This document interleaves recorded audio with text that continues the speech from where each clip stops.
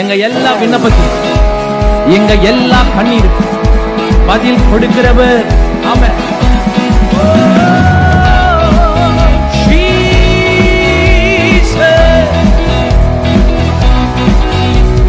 முடிவில்லாதவரே, நல் முடிவை தருபவரே, முடிவில்லாதவரே, நல் முடிவை தருபவரே, என் விண்ணப்பத்திற்கும் என் கண்ணீருக்கும் பதிலை அளிப்பவரே.